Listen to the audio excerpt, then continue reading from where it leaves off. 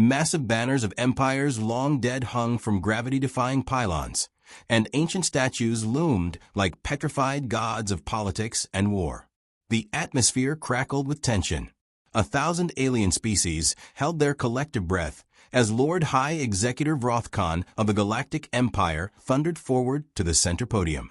He was 12 feet of armored arrogance, reptilian hide polished with ritual oils, golden pauldrons spiked and glinting like miniature suns. His eyes, twin rubies sunk deep in a skull of bony ridges, scanned the chamber before narrowing on the single human representative seated at the diplomatic bench. Ambassador Jacqueline Jax Moreno yawned. She sat slouched in her seat, boots up on the table, spinning a pen between her fingers while chewing a piece of cinnamon gum like it owed her money. Her hair, dark and curly, was pulled into a messy bun, and her suit, a once pristine United Earth diplomatic uniform, was rumpled enough to suggest she'd slept in it. Which she had. Twice. Vrothkon slammed a 3-pronged war staff into the marble. Let the record show. The Empire demands Earth's unconditional surrender within one planetary rotation. Refusal will be interpreted as a declaration of total war. Jax glanced at her wrist. No watch. Just a smudge of old ink and a coffee stain. Right. Question. Is that Earth rotation or galactic standard? Because, time zones. Kinda a mess. The chamber murmured. Delegates from insectoid civilizations clicked nervously. Feathered avians rustled wings. Even the silicon-based delegates blinked their eye crystals in confusion. Vrothkon blinked, slow, deliberate. You mock our ultimatum? No, Jax replied, finally swinging her boots down. I mock your delivery. Like, come on. Unconditional surrender. That's not even original. You sound like a Saturday morning cartoon villain. Got a mustache under that helmet too. A small metallic orb hovered beside her. Zarnax, the Senate's diplomatic protocol drone, pulsed nervously. Ambassador Moreno, I must advise against further sarcasm. The executor is known to have flayed 1,000 souls for less. She shrugged. Did they deserve it? Maybe they corrected his grammar. Vrothkon bared his fangs. Earth is a primitive, reckless world. You are unworthy of even standing here. You do not possess a single quantum fleet. Your planetary defenses are charmingly obsolete. You've colonized exactly one moon. Barely. We have armadas older than your species' grasp of metallurgy. Ah, bless, Jax muttered, popping her gum. Still doing the size matters thing. Must be exhausting. The air pressure in the chamber seemed to shift. Even sound fled for cover. The Grand Speaker of the Senate, a gelatinous elder being with a dozen flickering eyes, addressed her cautiously. Ambassador Moreno, do you dispute the Empire's assessment? Oh no, she said, rising. We're absolutely underdogs. A real Rocky Balboa situation. Except instead of training montages, we have government shutdowns, and instead of space fleets, we have TikTok. But see, that's the thing. She leaned in slightly. You're not scared because we're strong. You're scared because we're unpredictable. Because we've already survived our own stupidity and still somehow made it here. There was a pause. The chamber was still. Then a quiet laugh, a deep metallic rumble, bubbled out of an old cyborg diplomat in the corner. It spread like a virus. Even the emotionless Tharn diplomats twitched with amusement. Vrothkon did not laugh. This is not a stage for your primitive humor. No, Jax said. This is a place where you all pretend the galaxy makes sense. Where you think threats and bureaucracy can control chaos. But Earth? We're the wild card. The weird cousin you don't invite to family dinners because we'll spike the punch and start karaoke with a chainsaw. Zarnax beeped. Translator error. Ambassador, did you just threaten to incite? It's a metaphor, Zarnax. Chill. Vrothkon stepped forward again. Enough. Earth will either surrender or be reduced to ash. We will strike with fury. We will leave craters in your oceans and fire in your skies. We will erase you from memory. Jack sniffed and opened a small thermos, then frowned. Great. Still cold. She turned to the chamber at large. Any of you have decent coffee around here? Because whatever your Senate cafe serving, Tastes like despair filtered through a corpse. Honestly, I've had better Java at gas stations in New Jersey. And those had rats. Zarnax's, I blinked red. Ambassador, please. Do you know what I gave up to be here? Jax turned to face the room, pacing. I had a barista who knew my order before I walked in. A dog named Biscuit who waited by the door every day. And a perfectly curated VHS collection of every single action movie from 1980 to 1999. You people don't even have Die Hard. You don't know joy. The gelatinous speaker quivered.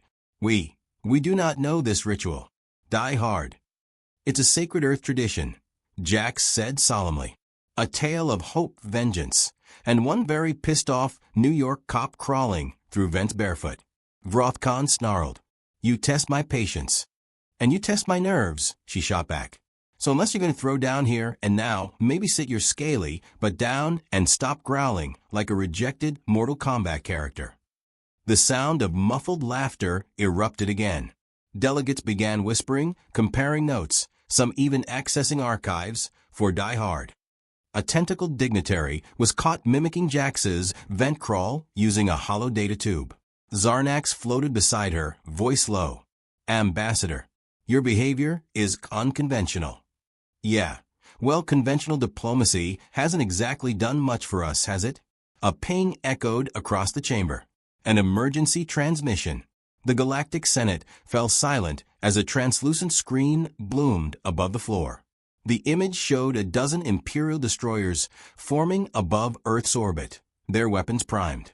The implication was clear. Final offer, Vrothcon said, satisfied. Surrender or face annihilation. Jax stared up at the image. She could see her own world, blue and scarred, spinning silently in the void. She could see the gleaming silver of their enemies, waiting like vultures. She didn't blink. She put her thermos down, pulled a phone-sized device from her jacket pocket, tapped it twice, and spoke one word into it. Broadcast. The Senate gasped as every screen flickered, every feed overridden. The image changed. Now it showed a woman, Jax, sitting at a diner booth, sipping coffee. A timestamp revealed it was from years earlier. The voiceover began as her own. You think Earth is weak because we haven't conquered the stars. Because we're still fighting each other down there. Because we haven't built empires of chrome and crystal. The screen cut to images of Earth life. Kids playing with water balloons, people dancing, cities flashing with life, street performers juggling fire. You don't get it. We know we're a mess. We know we're fragile. But we get back up. Every time. You burn us, we rebuild. You betray us, we adapt. You invade us. Pause. Jax, now back in real time, met Vrothcon's eyes. We kick you so hard, your ancestors retroactively wince. Gasps. Then silence. The feed cut out. The message had been transmitted across all known systems. Vrothcon growled. You have declared war. Jax didn't flinch. No. You declared war the moment you thought we'd beg. I just responded. The speaker trembled. Gelatinous mass, rippling with uncertainty. Ambassador. Earth's response is refusal. No, Jax grabbed her thermos, unscrewed it, and poured the cold coffee out onto the marble floor with exaggerated drama. Our response is... She paused for maximum effect. Get better coffee. The chamber exploded into chaos. Zarnax's eyes blinked furiously. This will have consequences, Ambassador. Jax slung her bag over her shoulder, walking out of the Senate Hall as alarms began to wail in the distance. Yeah, she muttered. So we'll deke off. As she passed the threshold, she popped a fresh piece of gum in her mouth and smiled. War was coming, and she was wide awake now. The flagship of the Galactic Imperial Fleet, the Devourer of Dawn, was less a ship and more a floating cathedral to war. 3 kilometers long, shaped like a blade of obsidian glass, with plasma veins pulsing down its flanks, it cut through the stars like it had something to prove. Its halls echoed with the low hum of quantum engines, the synchronized stomping of honor guards, and the uncomfortable silence of an alien war machine trying very hard to look impressive. Ambassador Jacqueline Jax Moreno didn't look impressed. She leaned against the gleaming black wall of the docking bay, arms crossed, duffel bag slung over one shoulder, and a pair of cracked aviator sunglasses perched on her head despite being indoors. Her expression said jury duty more than honored guest of a superpower. Two lizard-faced security officers stood rigidly across from her, clearly unsure how to handle her presence. "So," Jack said, chewing a fresh piece of gum, "is this where you guys keep the Wi-Fi password, or do I need to file a formal complaint?" The taller guard hissed. "The ambassador will be escorted to her temporary quarters. Questions are unnecessary." She followed, boots clicking loudly on the polished floor, echoing in a way that was probably meant to intimidate. It didn't. She walked like she owned the place, occasionally stopping to glance at decorative armor displays or alien banners fluttering in artificial gravity. The Devourer of Dawn was impressive, sure, but it also smelled faintly of ozone, overcooked meat, and imperial ego. Her quarters were a sterile pod wedged near the ship's center. No windows, no personality, no coffee machine. There was, however, a chair shaped like a claw and a comfort cube that vaguely resembled a pillow stuffed with gravel. Jax tossed her bag onto the bed and pulled out her personal comm device. The signal bar flickered red. No connection? In this flying tech palace. She turned to the guards. "You guys build an interstellar doomsday blade but can't manage basic Wi-Fi." Neither responded. "Cool. Love it here already." They exited without a word. The door hissed shut with unnecessary drama. Jax let out a long breath, flopped onto the bed, and began muttering. "We get threatened with annihilation. I get invited on the Empire's favorite murder yacht, and I can't even check my messages. Tell me again why I didn't fake a nervous breakdown and let someone else take this assignment." The comm crackled. A voice, smooth and metallic, oozed from the wall speaker. "Ambassador Moreno, I am AI Unit 77X. I will be assisting you during your visit aboard Devourer of Dawn. Please refrain from damaging diplomatic property." Jax stared at the ceiling. 77X. Great. Do you do coffee? No. Do you do jokes? No. Do you do anything besides be creepy and unhelpful? Silence. That's what I thought. Just then, a small panel on the wall opened with a hiss. A tray slid out, carrying a grayish nutrient bar and a cup of something steaming, but suspiciously opaque. Jax poked it. "Please tell me this isn't your version of coffee." "It is a caffeinated compound synthesized for maximum cognitive performance." She took a sip. It tasted like betrayal, radiator fluid, and old shoes. "Congratulations. You've created liquid depression." A knock echoed from the door. Then it opened to reveal a short, wiry human man with a mop of curly hair, a band t-shirt 2 decades out of date, and a grin too wide for someone aboard an enemy warship. "Hey, you must be Jax. Or, Ambassador Moreno. Either works. I'm Tucker Briggs. Support staff." "Kind of. It's a long story." He walked in like he owned the place, carrying a small duffel bag and a portable stereo. He dropped both on the floor and started plugging in wires with the confidence of someone who didn't realize how many disintegration protocols had probably been triggered by now. "You're human," Jack said flatly. "Guilty." He slapped the stereo, and tinny music began to play. "Eye of the Tiger." "Got drafted into this little trip because the Empire wanted cultural insights. Apparently, I'm now the human experience. You want a mixtape? Do you have Wi-Fi?" Tucker looked offended. "What am I, a monster? First thing, I jury-rigged. Piggybacked the signal off a diplomatic buoy. It's a little slow, but it works. Passwords, Yippee 123, no caps." Jax could have cried. Instead, she connected her comm and immediately began uploading surveillance footage she'd taken of the Empire's fleet formation. Subtle, shaky cam footage from the Senate's war projection table. Just enough to send Earth's intelligence teams into overdrive. "So," she said, "you're my +1 on the Empire's death cruise?" Tucker shrugged. "I'm a janitor. Well, was. Now I guess I'm a cultural consultant/spy. I brought Ghostbusters, if that helps." "You're doing God's work, Briggs." He saluted with 2 fingers, then sat cross-legged on the floor and began organizing cassette tapes. The door opened again, this time with an appropriately imperial hiss. A tall, angular alien with gold-trimmed armor and an expression like someone perpetually smelling something unpleasant entered. "I am Captain Svel," he announced. "I will oversee your stay aboard the Devourer of Dawn. We expect your cooperation, your silence, and your respect." Jax raised an eyebrow. "In that order?" Svel blinked, unamused. "You will not interfere with operations.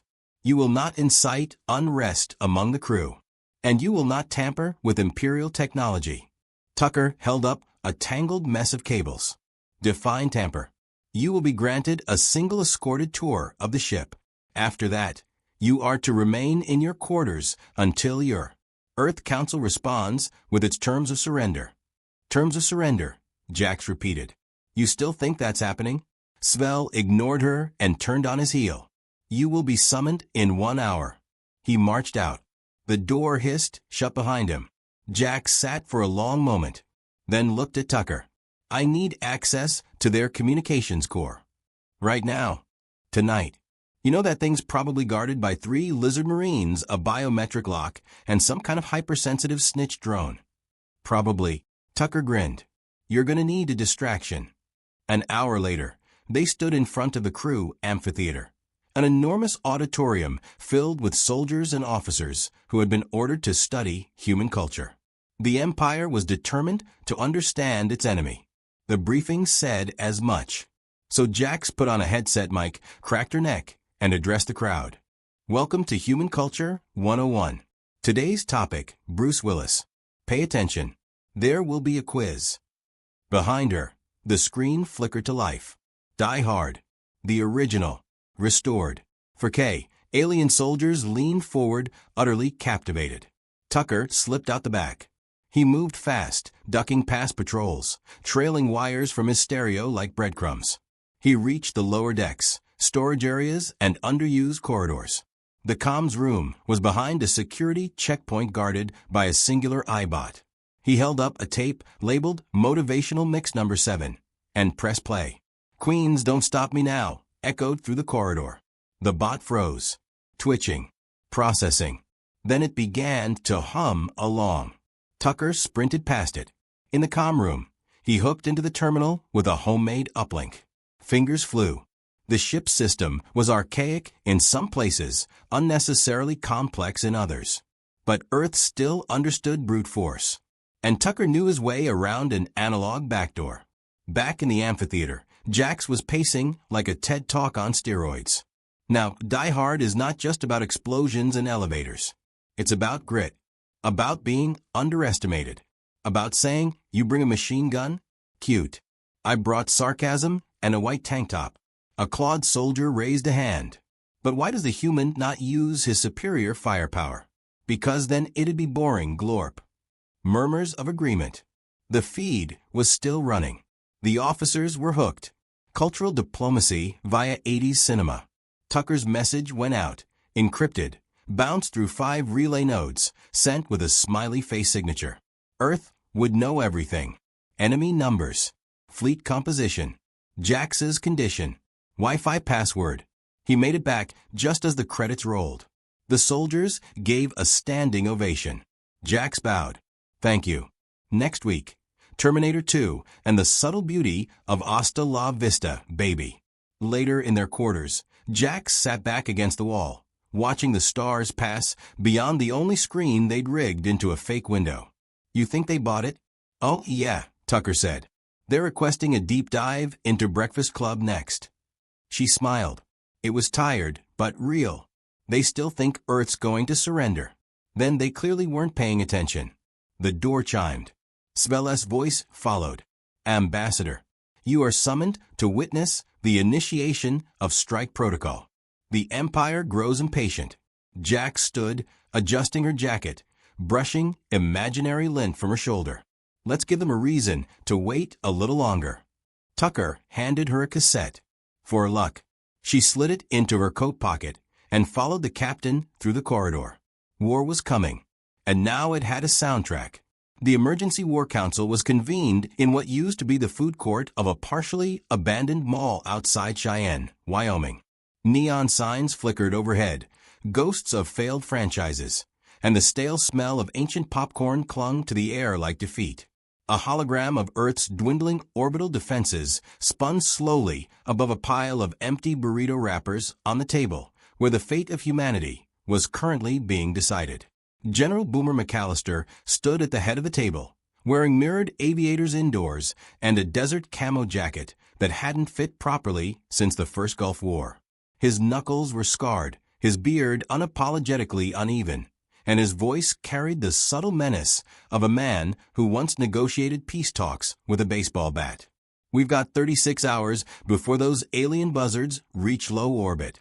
36 hours before they blast our little blue marble into a cosmic paperweight.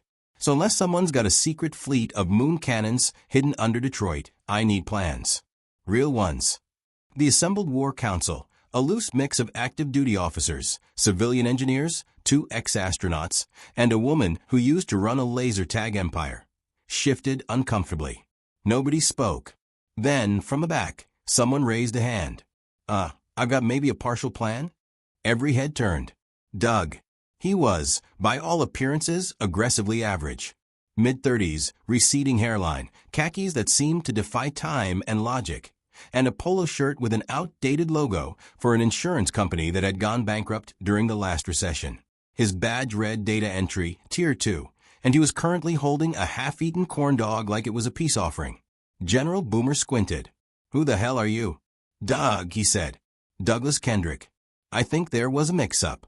I was at a productivity seminar and got scooped up with the actual Department of Defense people when the war draft hit. I tried to tell someone, but they just handed me this badge and put me on the shuttle." The room blinked in unison. "And you think you've got a plan to stop a galactic superpower?" Doug shifted nervously, cleared his throat, and wiped mustard off his notes. "Well, not stop, but maybe confuse."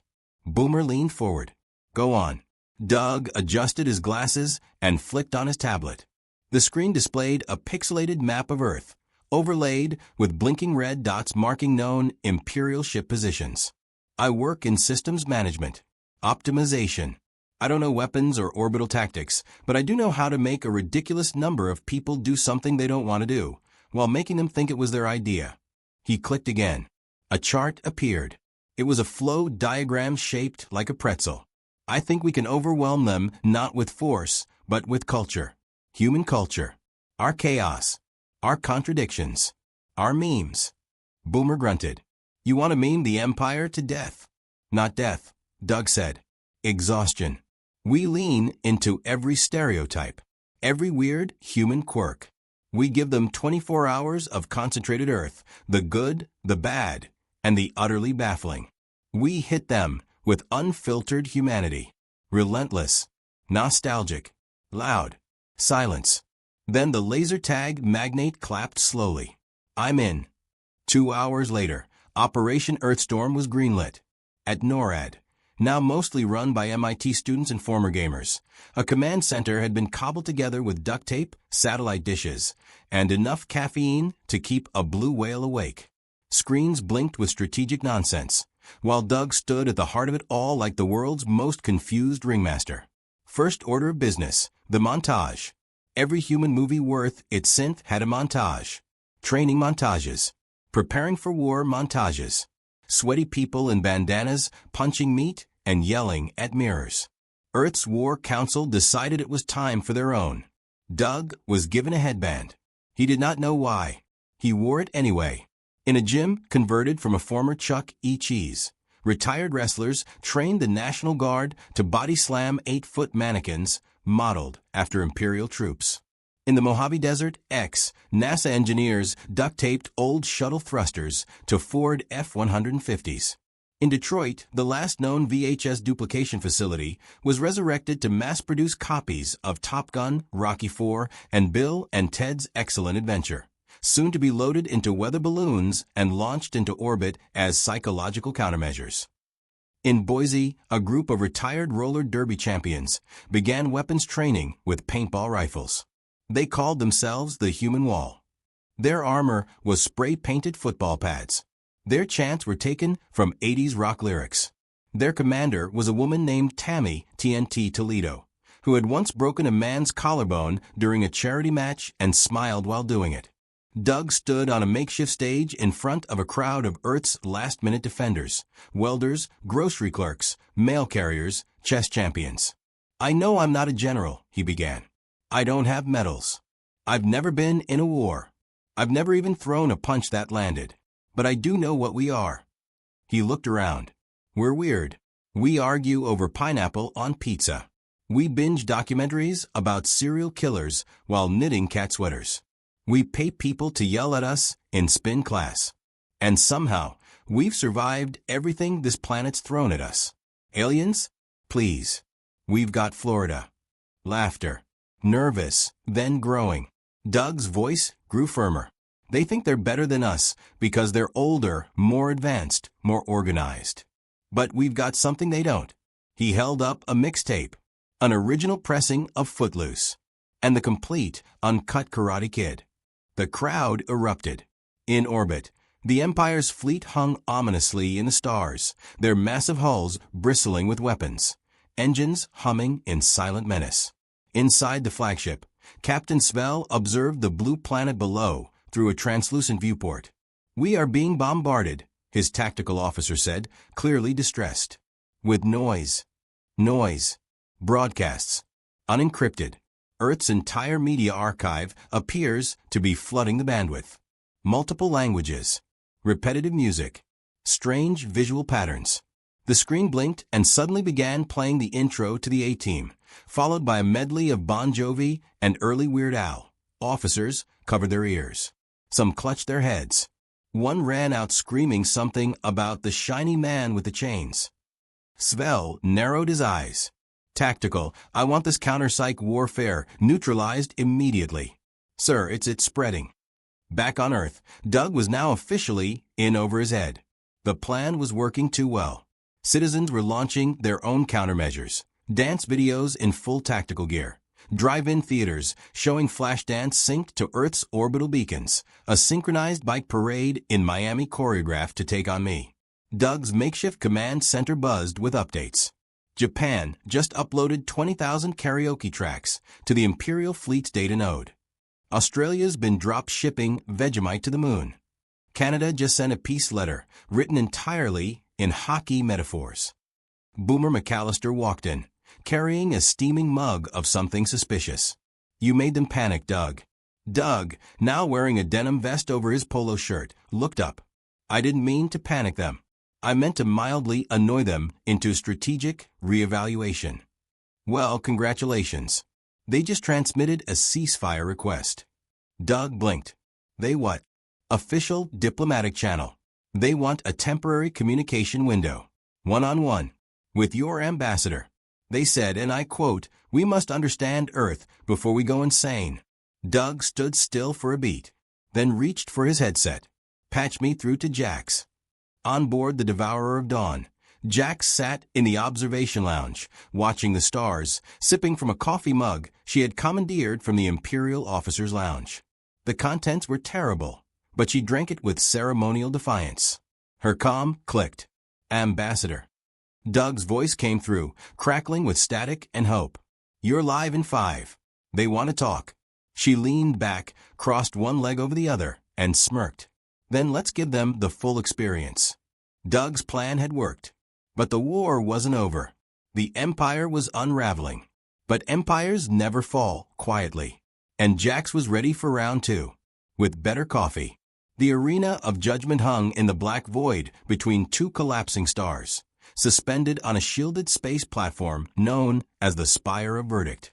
From orbit, it looked like a cracked halo, a circle of silver and stormlight. And within it, the galaxy's oldest tradition was about to be resurrected. Trial by combat. Ambassador Jacqueline Jax Moreno stood at the edge of the Colosseum floor, staring across the obsidian expanse as a million alien dignitaries took their seats, their strange silhouettes layered in the stands like a living mosaic. Some hovered, some glowed, others clung to walls with dozens of clawed limbs, but all of them watched with the same unified expression, stunned disbelief. No human had ever invoked this ancient rite. Certainly not over a galactic war. But Jax had. Mostly to shut the Empire up. Now, standing under twin beams of spotlight from orbiting dreadnoughts, she twisted the muscles in her neck until they popped.